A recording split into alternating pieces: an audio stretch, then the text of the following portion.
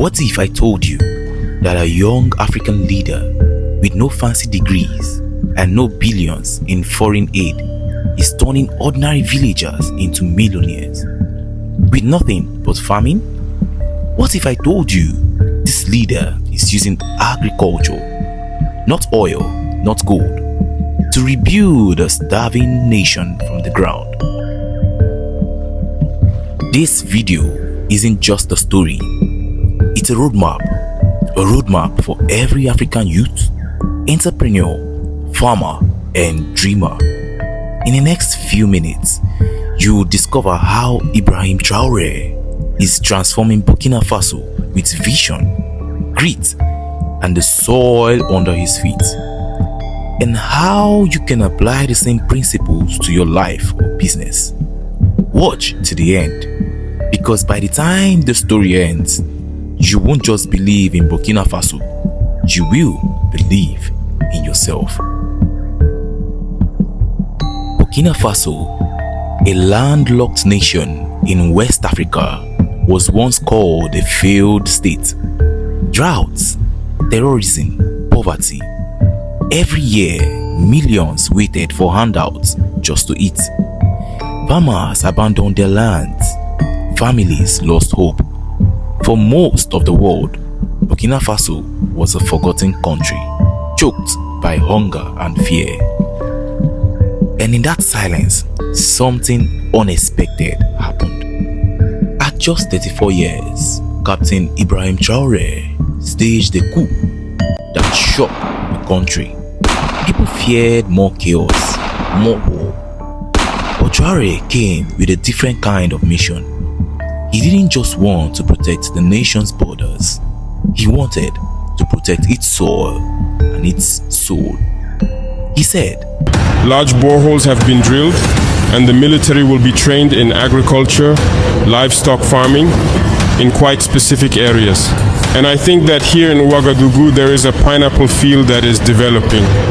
We need to be able to produce to help our people as well, because agriculture feeds the entire population. That's why it was authorized for the uniformed carriers." Our freedom is fake if we can't feed ourselves.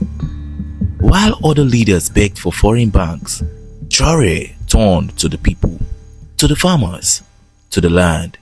He asked one bold question. He said, "What if we could grow our way out of poverty?" And so began the Green Revolution of Burkina Faso, a $78 billion worth of CFA francs invested into agriculture. Over 400 tractors, 239 tillers, 710 irrigation pumps deployed to villages, not hidden in offices. Youths were trained, women were empowered, farming became profitable again. Suddenly, land that sat idle for years began to breathe. Rivers once feared for flooding were redirected into irrigation. Villagers who once fled from poverty returned to become landowners. Real freedom starts when you control your own food, your time, and your purpose. You don't need to escape to success.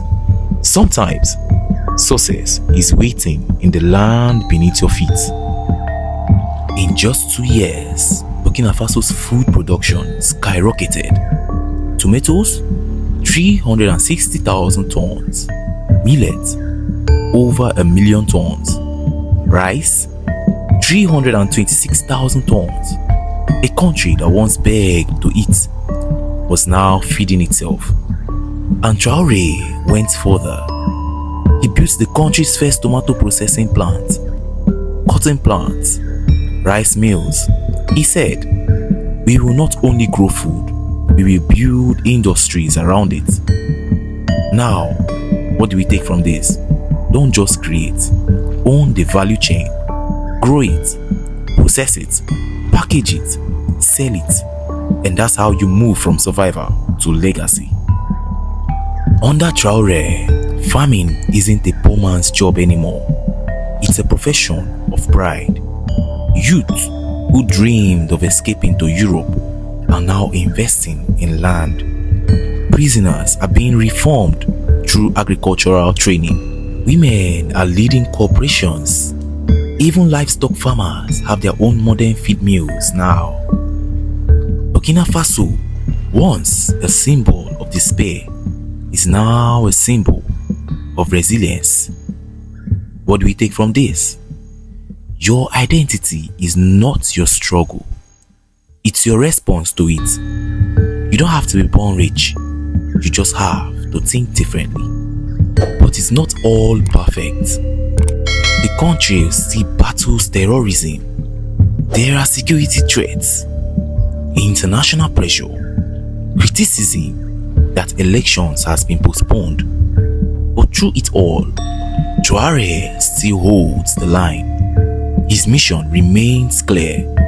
We must feed ourselves before anyone else can feed on us. He's not just fighting for food, he's fighting for dignity. Ibrahim Traoré may have come to power with a rifle, but he will be remembered for something much greater. The seed he had planted in the hearts of his people. You don't need to rule a country to lead a revolution. Start with your family, your land, your skill, your idea. Start where you are, grow what you can, and never underestimate the power of planting, whether it's a seed or a vision. This is not just the story of Burkina Faso. This is the new African dream.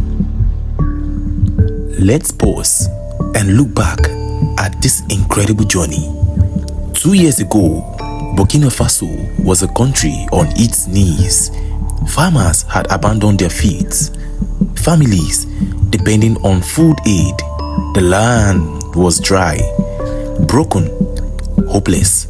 Then came Ibrahim Traoré, not with loans, not with empty promises, but with vision. He asked a simple question: why can't we feed ourselves? And that question started a revolution. He gave farmers the tools they needed: tractors, pumps, fertilizers. He trained the youths. He brought pride back to the soil. And suddenly, food began to grow. Not just food, but hope. Tomato production climbed to 360,000 tons. Millet surged past 1 million tons. Rice soared past 300,000 tons. Numbers that once seemed impossible became reality. And he didn't stop there. Processing plants rose. Jobs were created. For the first time in history, Burkina Faso wasn't just growing crops, it was growing industries. More than food, Traoré planted confidence. He showed his people that farming is not a poor man's business. It's a profession, a business, a future. Yes, the journey is far from perfect. There are threats, there are challenges, but the seed of change has been planted. And the soil of Burkina Faso will never be the same. If this story moved you, share it. If it challenged you, act on it. If it inspired you, do not forget to subscribe for more powerful stories from Africa the world needs to hear.